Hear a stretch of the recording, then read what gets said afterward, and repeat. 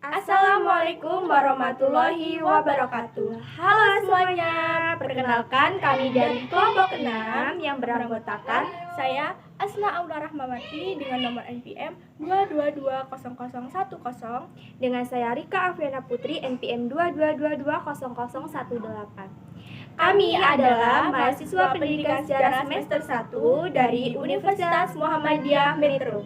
Di sini kami akan memaparkan atau menjelaskan tentang konsep dasar ekonomi.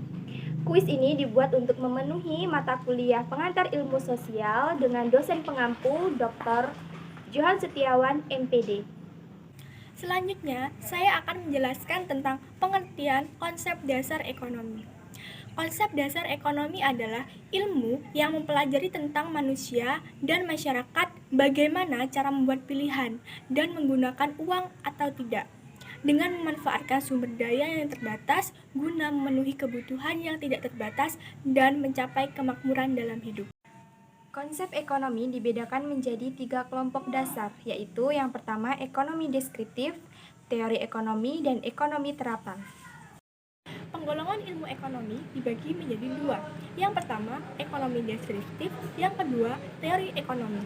Ekonomi deskriptif bekerja dengan mengumpulkan informasi atau keterangan faktual mengenai masalah ekonomi serta menggambarkan keadaan perekonomian yang sebenarnya terjadi di masyarakat. Yang kedua, teori ekonomi. Teori ekonomi merupakan ilmu yang mempelajari secara teoritis dan konsep dasar perilaku individu dan masyarakat dalam menentukan alokasi atas sumber daya yang langka dalam upaya memenuhi dan meningkatkan kualitas hidup. Selanjutnya, ruang lingkup ekonomi. Ruang lingkup ekonomi dibagi menjadi 2. Yang pertama, ruang lingkup ekonomi mikro dan ruang lingkup ekonomi makro. Ruang lingkup ekonomi mikro adalah ruang lingkup ekonomi mikro disebut sebagai ilmu ekonomi kecil, yaitu bagian dari ilmu ekonomi yang menganalisis mengenai bagian-bagian kecil dari keseluruhan kegiatan perekonomian. Contoh aktivitas ekonomi mikro. Yang pertama, perilaku produsen dan konsumen. Yang kedua, interaksi di pasar. Yang ketiga, penentuan harga pokok. Selanjutnya, ekonomi makro, yaitu bagian dari ilmu ekonomi yang menganalisis keseluruhan kegiatan perekonomian. Analisis bersifat global dan tidak memperhatikan kegiatan ekonomi yang dilakukan oleh unit-unit kecil dalam perekonomian. Contoh dari aktivitas perekonomian makro yaitu 1. Pertumbuhan ekonomi, 2. Inflasi, yang ketiga kebijakan perekonomian.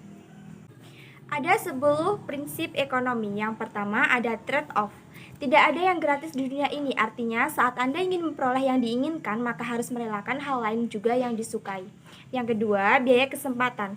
Mengorbankan biaya untuk memperoleh sesuatu, termasuk di dalamnya uang, tenaga, dan waktu. Yang ketiga, berpikir rasional dengan konsep marginal.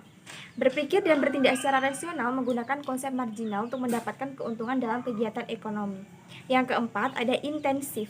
Setiap masyarakat pasti menginginkan intensif seperti bonus akhir tahun untuk pekerja. Dengan adanya dorongan ini, transaksi ekonomi bisa berjalan. Yang kelima, ada perdagangan. Perdagangan yang menguntungkan semua pihak merupakan salah satu prinsip dari ekonomi.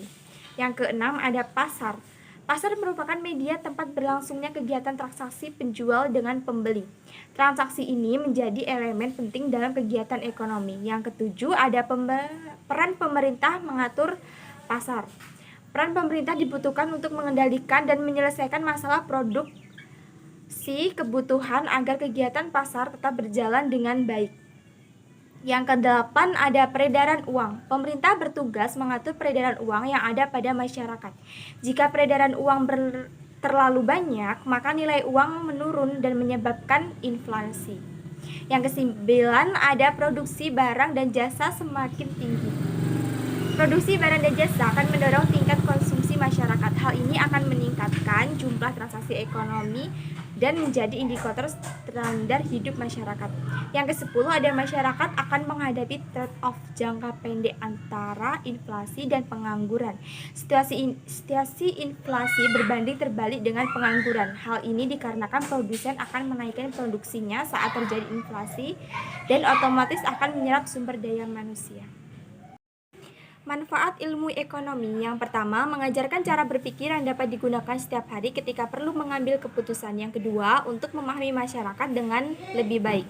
Yang ketiga, untuk memahami persoalan-persoalan global. Berikut penjelasan materi dari kami, kurang lebihnya kami mohon maaf. Kami akhiri.